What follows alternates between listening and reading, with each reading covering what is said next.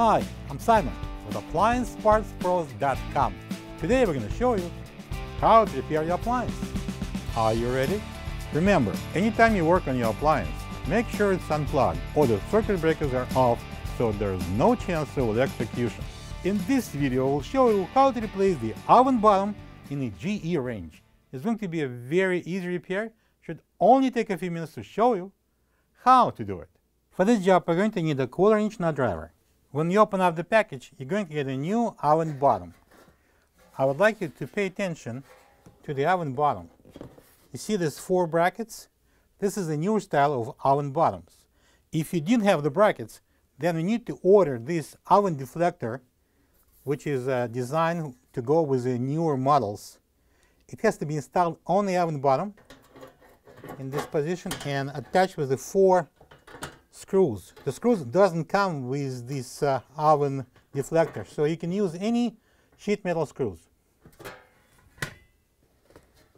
The oven bottom covers the oven burner and the igniter, protecting them from spills. It also spreads the burner flame to the sides to heat the oven cavity evenly. The new oven bottom comes with 4 brackets for mounting the flame deflector that protects the oven bottom. You can get it separately. The part number for the deflector is WB35K10035, and you can get it from AppliancePartsPros.com.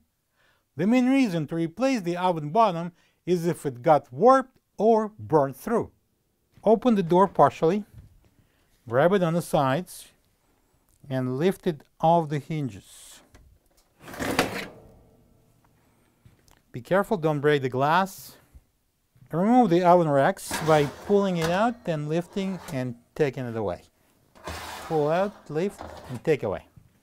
Using a 1/4-inch nut driver, we're going to remove that 2 screws, 1 on each quarter, that holds the oven bottom. 1 and 2.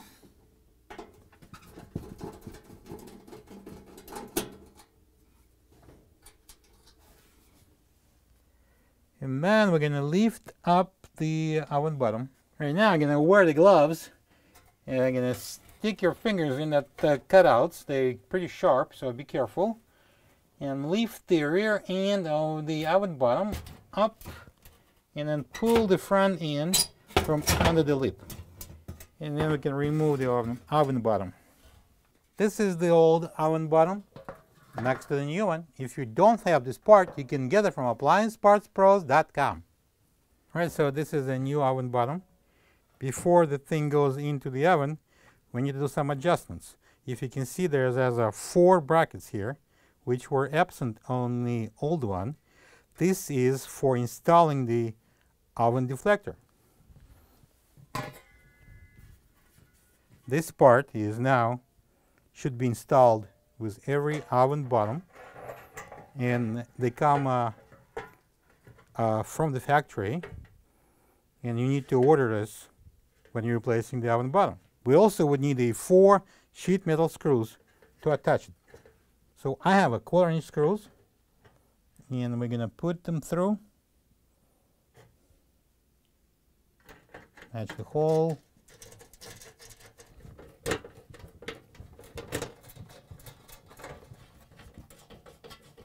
And now we're going to install the oven bottom with the oven deflector into the oven. First we're going to slide the front end under the lip and lower down the rear end here. We're going to match the holes at the back and secure it with the 2 1/4-inch screws. Using a 1/4-inch nut driver, we're going to place this screws in. Now we're going to install the oven racks. The curved end goes first in on the rail. Then we can straighten it up and push it in. Same thing on this one.